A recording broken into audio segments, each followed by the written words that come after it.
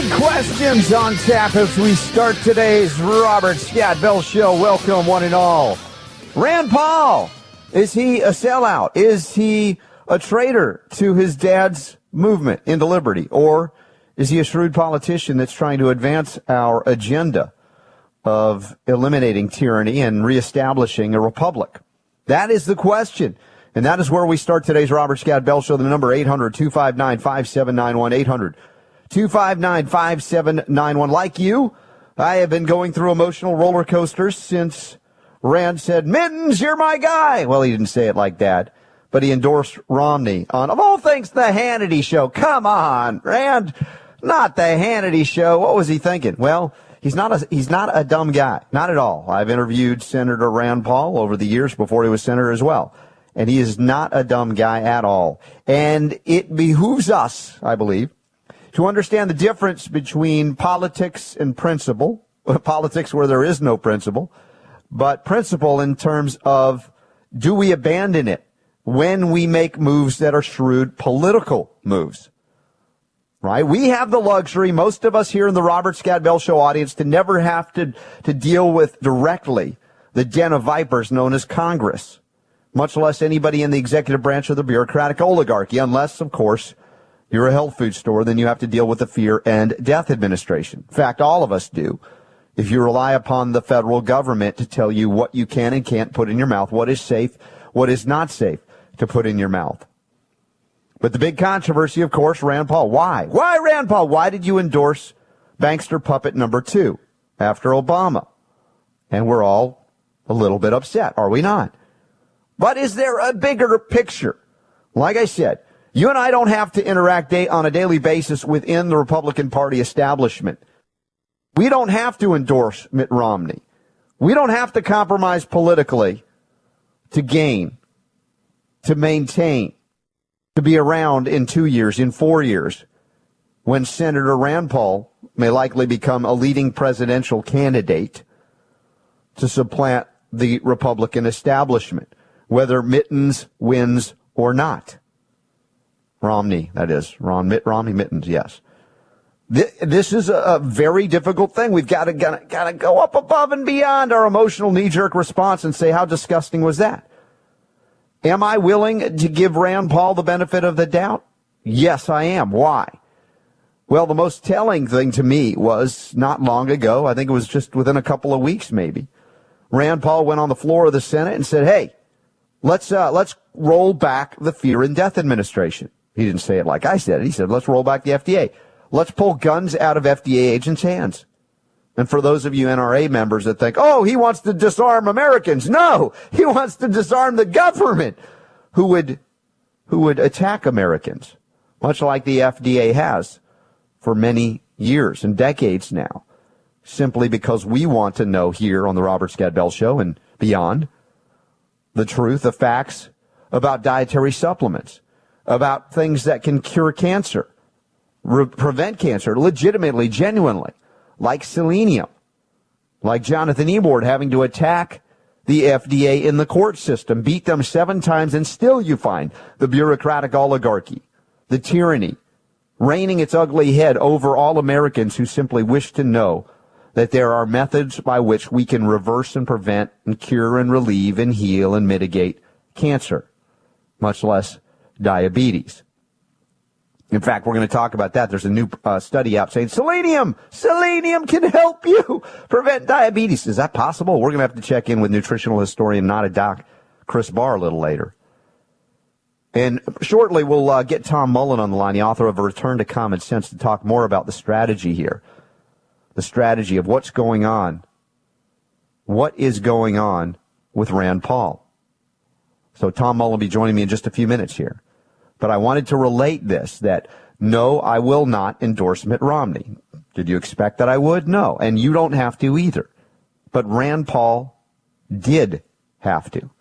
If there was to be any future for him in the Republican Party to potentially become the presidential candidate, the one who can politic better than his father, perhaps without abandoning principle.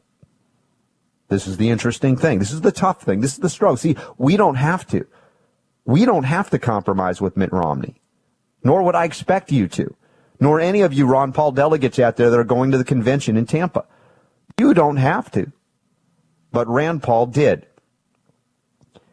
And we'll talk about it. I've got a lot more to talk about. Even I can already tell you, even though I'm not even hardly beginning the Robert Scott Bell Show today, I am going to be talking about this tomorrow on the Robert Scott Bell Show, the Natural News Radio Network. It's not going to stop. There's a lot we need to discuss as to why this happened. But when Rand Paul came against the FDA and says enough is enough, we as Americans have to be adults. We have to be able to responsibly choose what we want to put into our bodies. We do not need a bureaucratic oligarchy telling us what to do, whether it be about drugs, whether it be about food, whether it be about supplements. That told me where his heart is, where his mind is. As a physician, I've even interviewed him on this issue. And he may not be the biggest user of natural dietary supplements as a traditionally trained medical doctor in the field of ophthalmology. But he, like his dad, stood steadfast in defense of our freedom to choose and to know about those things. That tells me we have a tremendous ally, someone who would roll back the tyranny, given the opportunity, and is going to work continually to do so. What is his strongest strong suit? Perhaps his knowledge of economics, as his father has embedded into his very DNA. That is the fiat, funny, phony economy. It's not so funny anymore, of the Federal Reserve System, of the Krugmans of the world. And you can bet there's not a shred of compromise when it comes to dealing with the Fed. He'll work to audit it. He'll work to end it. I have no lack of confidence in that regard. Will Mittens beat Obama? I have no idea. But even if he does, 4 years of George Bush, light or heavy, of Obama leading to Romney, will inevitably mean a disastrous downfall for the Republican establishment, which is already losing a lot of ground as the Ron Paul libertarian wing of the Republican Party continues to gain ground. Rejected 4 years ago, couldn't even come to the convention. Now it's going to be a different story.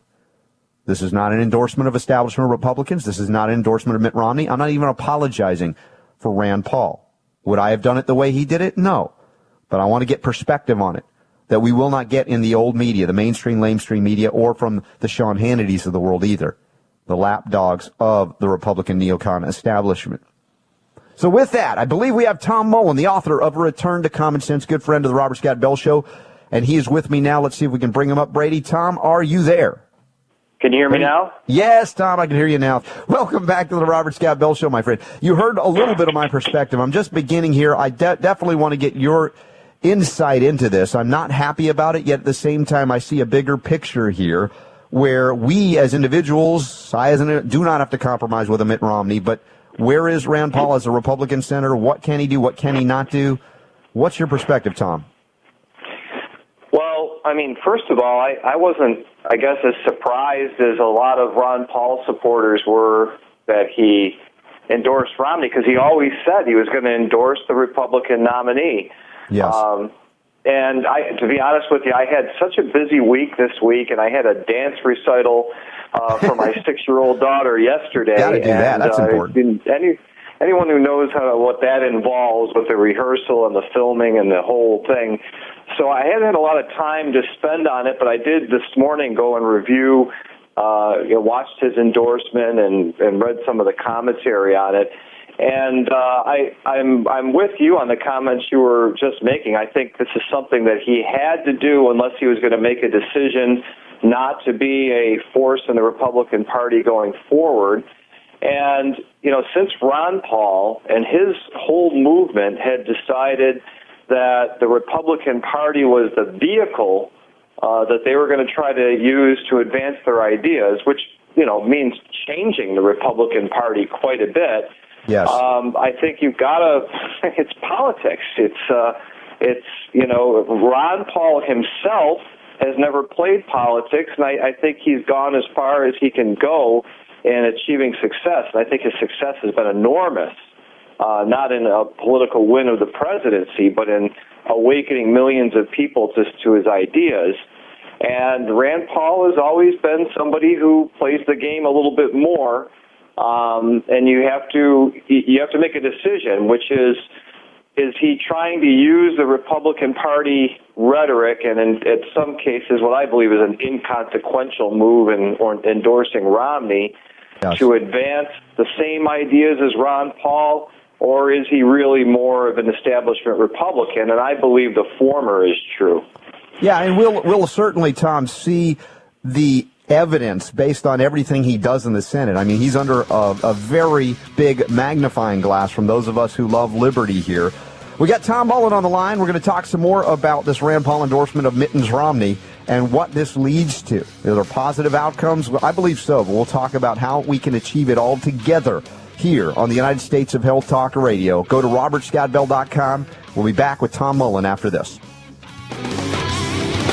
Nutritional historian Chris Barbie joining me at the bottom of the hour. We're going to talk about diabetes and selenium. Yeah, there's a study out there. Also, Judy Irwin, Bioelectrics for Health. We'll talk right frequency healing as well. But right now, it's a little political healing with my good friend Tom Mullen. He's the author of A Return to Common Sense.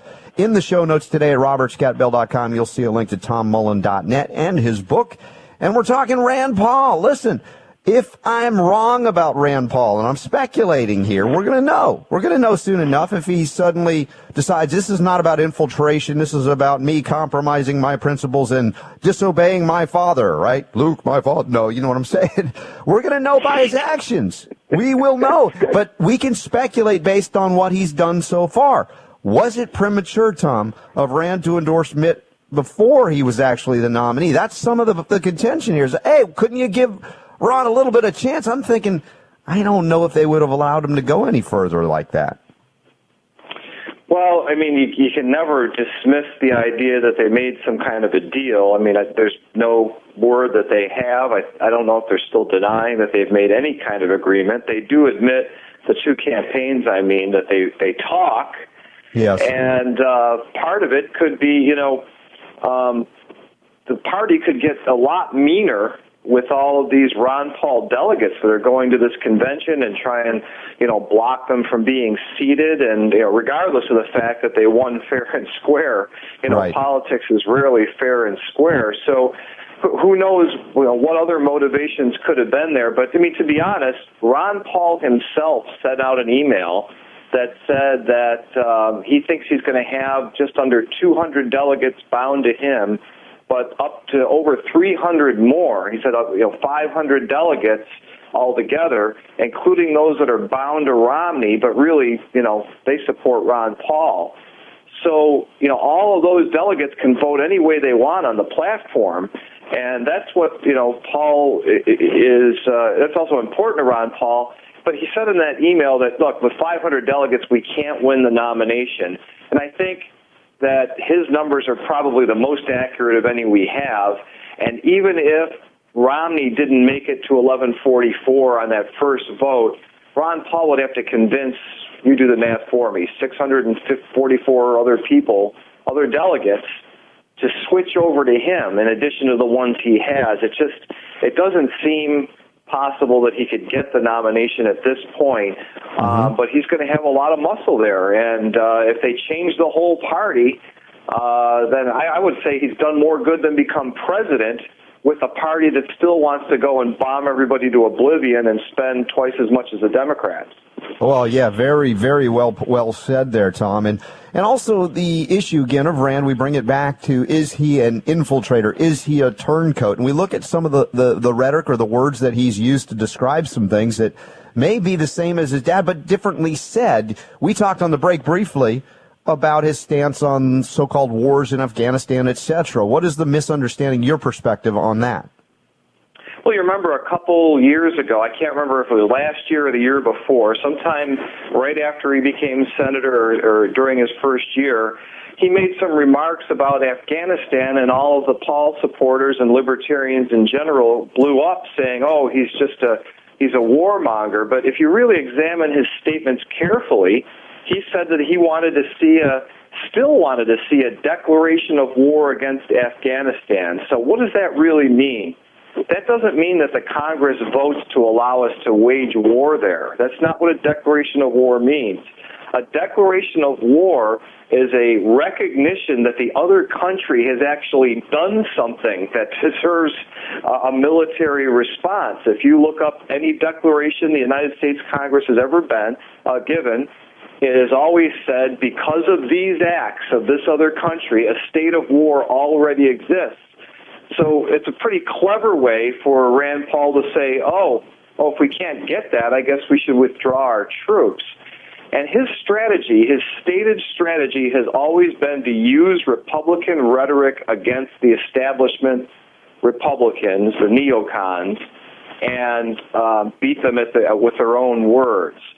So you have to make a decision. Is that what he's doing, or does he really, believe some of that rhetoric? I think his actions speak for that. He tried to cut $500 billion from the federal budget. He introduced that bill. No establishment Republican would do that. He said he wanted to cut defense spending. That was part of his bill. Establishment Republicans don't want to do that. So I tend to believe him.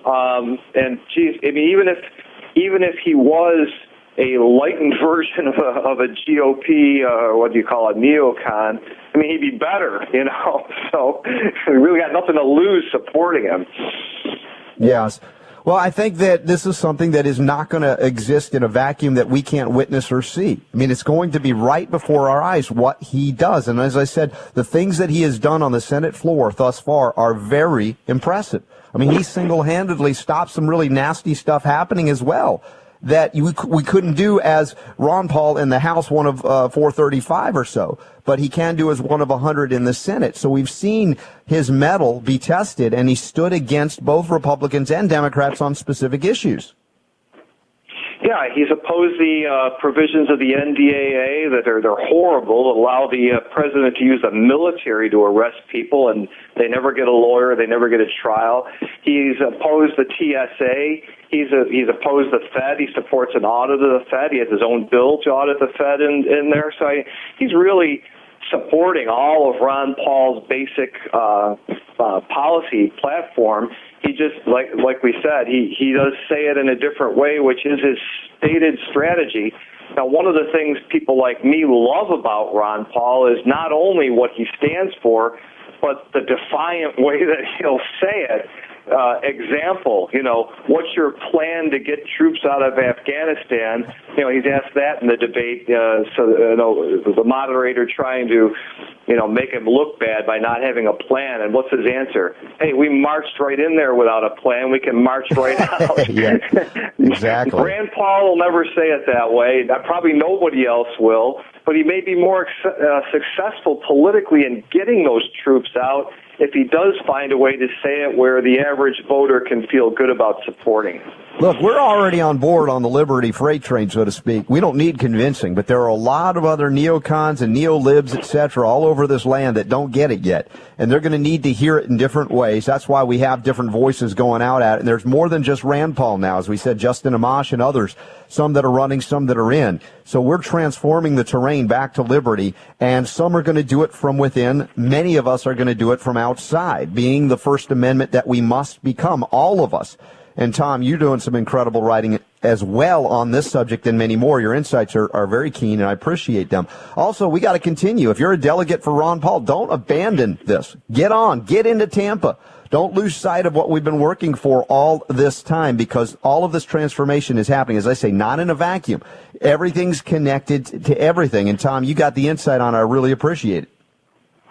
Yeah, and I think that that's the most important thing. In fact, I'll have something on my Washington Times Communities column about what the delegates might be able to do in Tampa. I think that's way more important than winning the presidency, because the executive just signs bills. So exactly. We want to establish it. Tom Mullen, my good friend, appreciate it. We'll be checking in from, wherever we are, including the Health Freedom Expo in Chicago this week. Lots more healing to do. Check out TomMullen.net, a great guy defending liberty with us here on the Robert Scott Bell Show when we come back.